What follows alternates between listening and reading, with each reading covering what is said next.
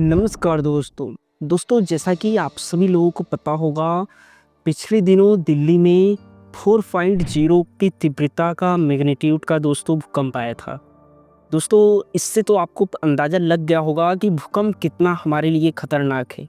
और सब सारी चीज़ें तो आती हैं, हम उसे झेल लेंगे, लेकिन भूकंप ऐसा एक चीज़ है दोस्तों जिससे बहुत बड़ा नुकसान होता है। चाहे कोई भी देश हो दोस्तों या कोई शहर हो, अगर वहाँ पे भूकंप आता है तो वहाँ पे एक बड़ा डिजास्टर हमें देखने को मिलता है। और यही कारण है कि दिल्ली दोस्तों एक ऐसी स्थिति पे है जहाँ पे भूकंप आना लाजमी है। हाँ जी दोस्तों, आज की इस वीडियो में हम बात करेंगे कि दिल्ली में भूकंप अधिकतर क्यों आते हैं और वह कौन से जोन है जहाँ पे आप सुरक्षित हैं, वो कौन से डेंजर एरिया है दोस्तों जहाँ पे आप असुरक्षित हैं, ये भी बात करेंगे। क्योंकि जोन में बांटा गया है भारत को, कहाँ कहाँ पर डेंजर है भूकंप की दृष्टि से दोस्तों भारत का राज्य। और साथ में बात करेंगे भूकंप क्यों आता है दोस्तों, एक्चुअल में कौन सी क्रियाएं होती हैं पृथ्वी के अंदर जिसकी वजह से हमें दोस्तों भूकंप का सामना करना पड़ता है। तो आइए आज की इस वीडियो में हम इसे फुल डिटेल में जानते हैं। दोस्तों, जैसा कि मैंने पहले ही बताया है कि आए दिन दिल्ली में एक 4.0 का दोस्तों एक तीव्रता का भूकंप हमें देखने को मिला। और कई बार एक के बाद एक हमें देखने को मिले, हालांकि उतना हमें डिजास्टर का सामना तो करना नहीं पड़ा। हमें एक लोग भी व्यक्ति की मारे जाने की भी खबर नहीं आई है। लेकिन आगे चलकर हमें दिल्ली में दोस्तों, अगर हम इसके लिए तैयार नहीं होते हैं, इसके लिए हम वो नियम नहीं लाते हैं, वो सारी चीज़ें कानून जो होती हैं दोस्तों जिसके ज़रिए हम इस भूकंप से लड़कर आगे बढ़ सकते हैं, वो सारी चीज़ें अगर लागू नहीं करते हैं दिल्ली में, तो बहुत बड़ा हमें दिल्ली में डिजास्टर देखने को मिल सकता है। क्योंकि भूकंप दोस्तों सबसे डेंजर माना जाता है। और आगे हम बात करेंगे, पहले आइए बात करते हैं कि भूकंप क्यों आता है। देखिए दोस्तों, जियोग्राफिक हिसाब से देखें, जियोग्राफिकल हिसाब से देखें भारत को भौगोलिक दृष्टि से, तो भारत का जो दिल्ली है दोस्तों, वो भारत ने क्योंकि दोस्तों 5 जोन बांटा है और जो 5वां जोन है सबसे डेंजर माना जाता है। लेकिन दिल्ली जिस एरिया में है उस एरिया को दोस्तों चौथे जोन में रखा गया है, मतलब डेंजर के हिसाब से चौथे जोन पे है। तो 5वां चौथा तब पर भी ये दोस्तों डेंजर माना जाएगा हमारे हिसाब से देखा जाए तो। और ऐसा नहीं है कि 4.0 की तीव्रता का अगर भूकंप आ रहा है दिल्ली में तो आगे चलकर इतना ही आएगा, आगे बढ़ सकता है दोस्तों, 6 भी आ सकता है, 7 भी आ सकता है यहाँ तक की। और यहाँ तक आता है दोस्तों तो जो मकाने हैं, जो बिल्डिंग्स है पुरानी, उन्हें हानि पहुँचा सकता है यह भूकंप दोस्तों। क्योंकि उस हिसाब से जितनी भी पुरानी बिल्डिंगें हैं बनाई नहीं गई हैं भूकंप की दृष्टि से, उस नज़र में रख कर दोस्तों उन सभी बिल्डिंग को, उन सभी घरों को बनाया नहीं गया है। और आपको पता होगा पॉपुलेशन के हिसाब से दिल्ली में बहुत सारे ऐसे स्थान हैं जहाँ पे क्षेत्र कम है लेकिन बहुत सारे लोग रहते हैं। और यह बहुत ही दोस्तों हानिकारक साबित होगा अगर हम इस पर कोई भी एक्शन आने वाले साल में नहीं लेते हैं तो दोस्तों इस पर हमें विचार करने की ज़रूरत है।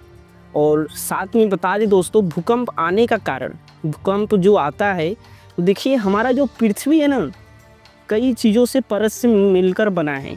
जो ऊपरी परत होता है पृथ्वी का हमारा, तो उसे हम कहते हैं क्रस्ट।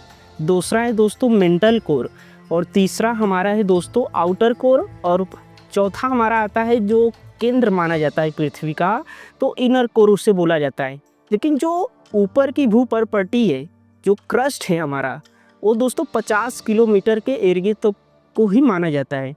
और इस एरिए में ही दोस्तों क्या होता है, भूकंप हमें देखने को मिलते हैं, जो दोस्तों अर्थक्वेक आते हैं इसी एरिए में। और जो दिल्ली में भूकंप आया है ना, ये डेप्थ की बात करें, गहराई की, तो 5 किलोमीटर, मतलब 5 किलोमीटर अंदर तक क्या है यह भूकंप आया है। उतने नीचे से यहाँ ऊपर तक हमें देखने को मिला है यह भूकंप। और जाहिर सी बात है इसका दोस्तों एक मापने का यंत्र भी होगा, तो रिएक्टर स्केल के द्वारा इस चीज़ को हम नापते हैं। और इसी जरिए देखा गया है हमें कि ये जो था भूकंप 4.0 के हिसाब से तीव्रता से यह भूकंप आया है। लेकिन आगे चलकर दोस्तों यह बहुत हानिकारक साबित हो सकता है अगर हम इस पर विचार नहीं करते हैं, कोई नियम कानून नहीं लाते हैं, जिससे कि अब आने वाली बिल्डिंगें जो बनेंगी पिलर्स जो बनेंगे वो किस स्ट्रक्चर पे बन रहे हैं, भूकंप की दृष्टि से रख कर कि नहीं। हालांकि अब तो होगा ही सुधार, पिछले 5 साल में तो ऐसा हमें लग रहा है कि देखने को मिला होगा कि इस हिसाब से बिल्डिंगें, क्योंकि राजधानी है दोस्तों भारत की नई दिल्ली, ऐसे कोई एरो गैरो सिटी नहीं है कि हम उसे इग्नोर कर सकते हैं, इग्नोर नहीं कर सकते। बड़े बड़े नेता आते हैं, अभी देखिए G20 समिट भी दिल्ली में ही हुआ था। और ऐसा अगर कभी भगवान ने चाहे ऐसा ना हो, लेकिन अगर होता है दोस्तों तो बहुत इंसल्ट भारत का होगा। इसीलिए हमें इस चीज़ को ध्यान में रख कर और आने वाले समय में इस चीज़ के लिए तैयार रहना पड़ेगा।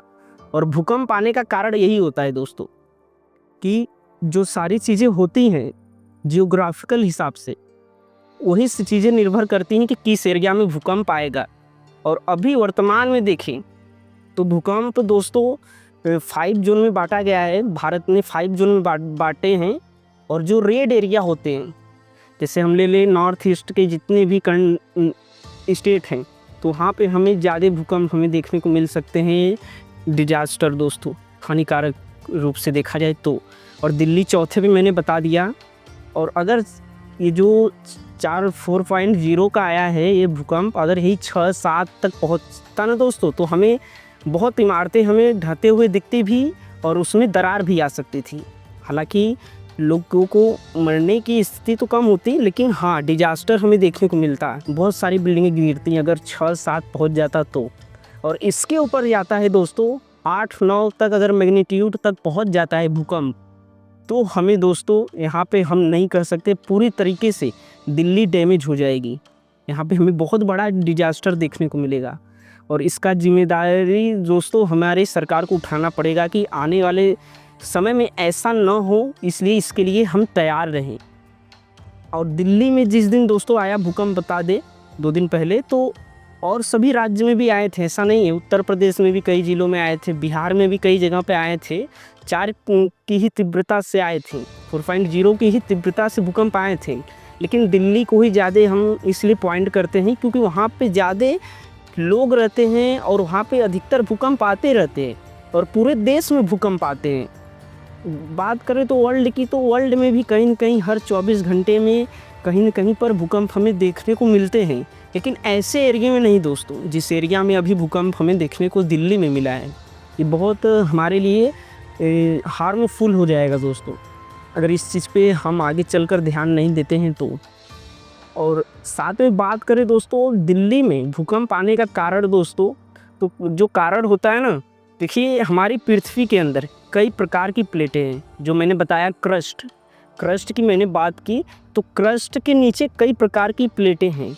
और ये प्लेटें जब आपस में टकराती हैं, इनके अंदर टकराव आता है, तो जाहिर सी बात है नीचे अगर हलचल होगा, ज़मीन के नीचे नींव घर आपका है, अगर आपके घर के नींव में अगर हलचल होगा, आगे पीछे होगा, तो जाहिर सी बात है आपका घर डगमगाएगा, इधर उधर होगा।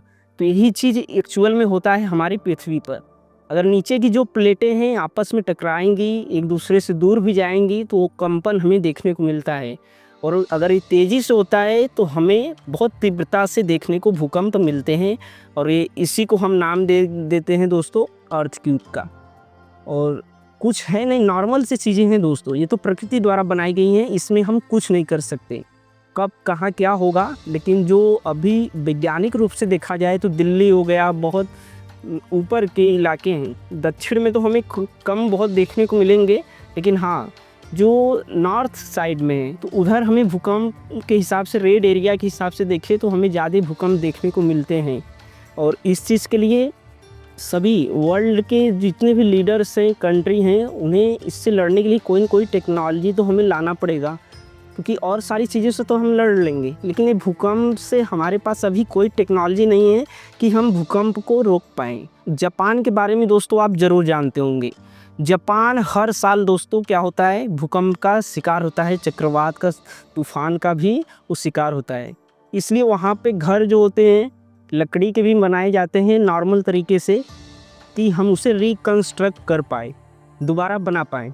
और जापान इतना टेक्नोलॉजी के हिसाब से आगे है कि वो ऐसा करने में संभव भी कर पाता है, वो सारी चीज़ें तुरंत डेवलप भी कर लेता है। लेकिन भारत के पास अभी टेक्नोलॉजी उतनी नहीं है कि इतना बड़ा डिजास्टर अगर आता है तो हम उसे झेल पाएँ।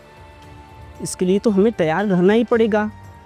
और आप भी किसी एरिया से हैं तो आपको मैं मैप में दिखा दे रहा हूँ जहाँ पे भूकंप कहाँ पे ज़्यादा आ सकता है। रेड एरिया जहाँ पे है दोस्तों वो सबसे ज़्यादा हानिकारक है, और जहाँ पे नॉर्मल आपको रंग दिख रहे होंगे वहाँ पे जान लीजिए कि वहाँ पे बहुत कम मात्रा में भूकंप आता है, तो आप सेफ़ है।